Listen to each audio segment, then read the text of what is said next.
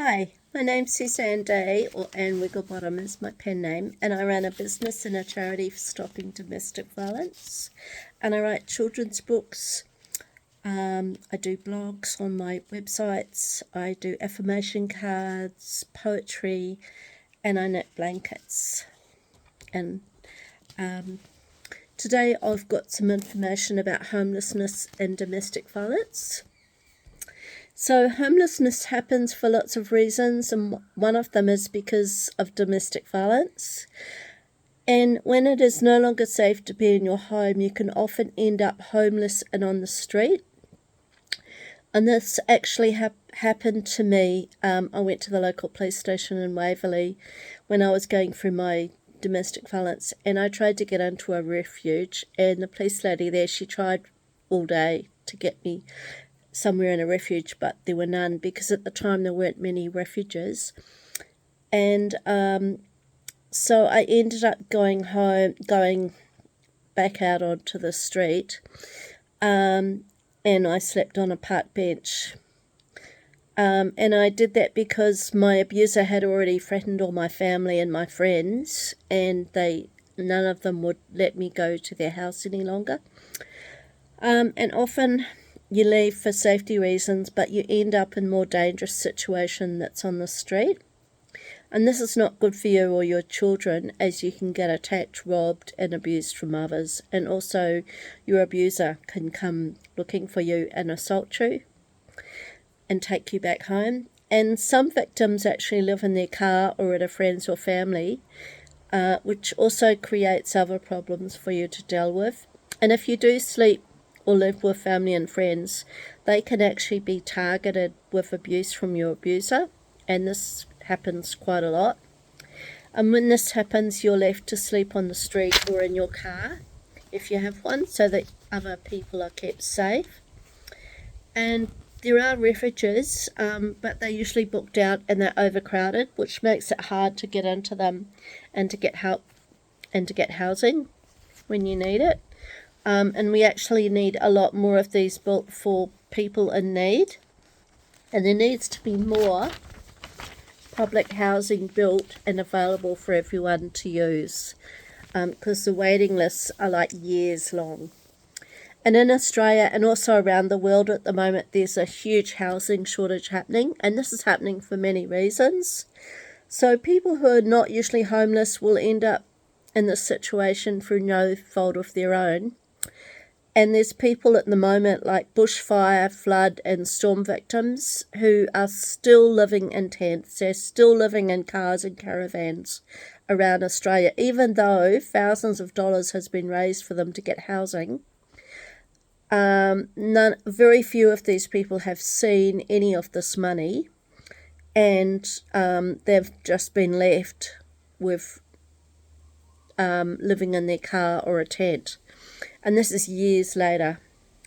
And there's been very little difference happened to improve their situation, which is not okay, and we all need to speak out about this.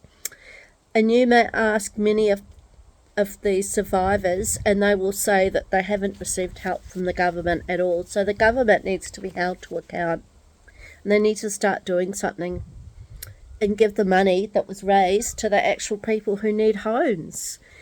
And I've also heard of some families having their children removed because they do not have a home to live in.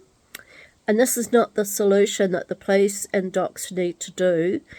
They need to support these families to find homes and not remove their children. And you might ask, where did all the money go that was raised by the public? Well, that's actually a really good question that we need to keep asking until we get the answer, because none of these government bodies or charities seem to want to answer that question. And I've actually been told that it's still sitting in the bank accounts of all those different governments and bodies and charities, which is totally not okay. We need to support all homeless people. They all need to be supported so they have suitable housing and somewhere to live, and they're not attacked by the government. And I've also heard of reports of people in high-paying jobs living in cars and tents because there's not enough housing out there for them to go to. And then there are people who have lost their jobs through COVID that are refusing to be forced to have the medical experiment injected into them to keep their jobs, which is just shameful.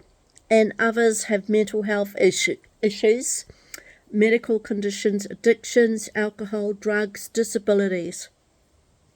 A lot of these people also have lost their housing and everything they own, so they're now homeless. And it's like a crisis worldwide happening with homelessness at the moment. And this is not okay. And there's also single mums who struggle to make a living on pensions, and seniors. That's another group that needs support and help with housing. And I've heard of cases of people having to decide if they buy food or pay power or gas or rent. And this issue needs to be addressed by governments and bodies and charities worldwide, because it's just happening everywhere at the moment. And there's many factors which need to be addressed, like the insurance companies who will not make a payout for damaged houses in storms, fires and floods. So what happens is the owner can't afford to repair or rent the house out again. So the house is left idle, no work done, and it's not getting fixed, and it ends up more damaged, and then there's even more lack of housing for everyone. And this also happens in private housing, where houses are not repaired, left empty for months, and yet people are still living on the street or in motels or lounges or in cars or tents. And if all of these houses were fixed, then they could be rented out again for all those people in need. And there also needs to be more lower housing built to help fix this problem that we have, because we have both the private market and the public market. And I know of public housing that is being demolished, and then private housing is being built in its place to make a profit from. And while I have no problem with people making a profit, we need more public housing, not less. And people are also losing homes as they cannot afford to pay for the mortgage any longer, so they end up back renting. Real estate prices are increasing around the world and going through the roof, and this is because the interest rates from the banks are making huge profits, while ordinary people miss out, lose their homes and are in more debt. And the banks need to do a lot better. This is just not okay. And I've also heard of housing commission houses being empty for months when there are years of people waiting on housing lists. And this needs to be addressed, and these houses rented out to those people in need. And another issue is people now living in homes with mould and leaky roofs, and no other housing is available for them to take. So they end up staying in a house that's totally a health risk and makes them sick, and that's not okay. Then you have overcrowding with huge groups of families living in 2 or 3 bedroom homes. And then you end up with domestic violence. And domestic violence survivors are living in motels for months on end with no other housing available for them to get. So there's a huge lack of suitable housing available due to all of these issues in Australia and across the world. And it needs to be addressed, and we need to see domestic violence lowered as a result. And some people feel trapped and alone without support and a way forward, and many families are having to leave the suburbs that they love, where all their support is, in order to get housing. And this means that they move away from their family and friends, and they're isolated. And this is like removing their support system that they've spent their life building. So they end up more alone, depressed, vulnerable to abuse, mental health issues, isolation, depressed, and toxic abusive relationships. And many people are living in this situation. They're actually feeling helpless and alone with no way out. They have spent months applying for housing over and over again with no result, and being told sorry again and again and again for months on end. And I've also heard of people not getting answers to their questions and just left in limbo with no answer or reply. And this is not okay to be happening, as people lose hope, and sometimes people actually suicide as a result. and support agencies and real estate agents are overrun with clients wanting to find homes. And the governments and the departments need to work together to fix this situation. The churches, the charities, they all need to work together and try and fix this situation. And at the moment, things are actually going backward, not forward. So this needs to change for things to improve.